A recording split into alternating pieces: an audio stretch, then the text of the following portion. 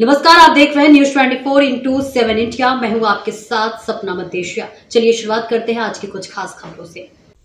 छिंदवाड़ा जिले शासकीय प्राथमिक शाला गोरल खापा मॉल में पुस्तकों का वितरण, पुस्तक एवं बैग पाकर खिले उठे बच्चों के चेहरे। देखिए पूरी रिपोर्ट।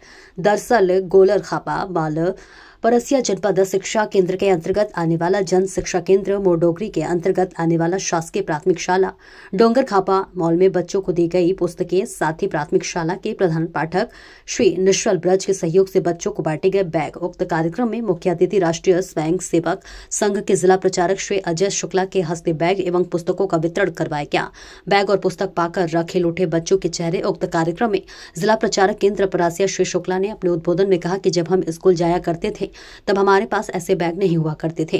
पुराने कपड़ों का बैग सिलवाकर उन बैगों में बहुत पुस्तक लेकर जाया करते थे। पढ़ाई के साथ साथ बच्चों को संगीत और खेल में भी निपुण होना अति आवश्यक है।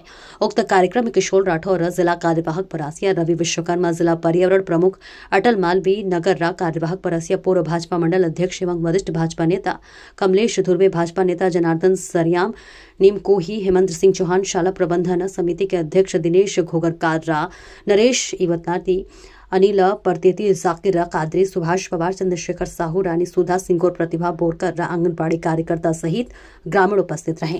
पंकज दुबे की रिपोर्ट। अगर कहीं 2 बजे पहुंचना है तो 5 मिनट पहले पहुंच जाते हैं।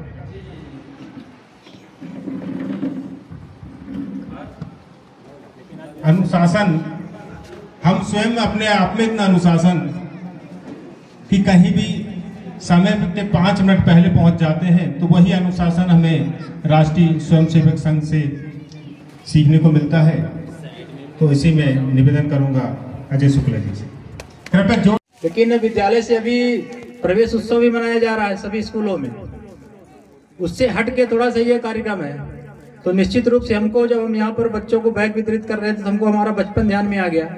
उस समय हम लोग जब विद्यालय में पढ़ने जाया करते थे तो अपने पास भी इस तरह से बैग नहीं हुआ करते थे। तो अपन कोई वो कपड़े का बैग सिलते थे। हमारे गांव में एक मास्टर थे, तो वो सिलते थे और उस बैग को हम लोग जाए लेके और स्कूल जाया करते थे। तो निश्चित रूप से हमारी जो शिक्षा के क्रम में विकास हुआ है और शिक्षा के लिए जो समाज का सहयोग बढ़ा है, जैसे ये भी किसी न किसी व्यक्ति के, किसी न किसी संस्था के सहयोग से ही आप सब लोगों के बीच में ये बैग का जो वितरण हो रहा है। तो ऐसी संस्थाएं जितनी भी इस प्रकार के कार्य में लगी हुई है, उन सारी संस्थाओं को भी मैं बहुत बहुत धन्यवाद देता हूं कि ऐसे ही आप लोगों के प्रयास से और ऐसे ननिहाल जो आज बच्चे और कल के भविष्य हैं, आज इनको जैसा हम सिखाएंगे, जिस प्रकार से उनके सामने हमारा व्यवहार रहेगा, तो भविष्य में हमारे साथ उनका व्यवहार रहने वाला है। इसलिए निश्चित रूप से। और दूसरा एक विषय और ध्यान में आ रहा है कि जब पुराने जमाने में हम देखते हैं, हमने बहुत सारी राजा महाराजाओं की कहानी भी पढ़ी और सुनी भी है।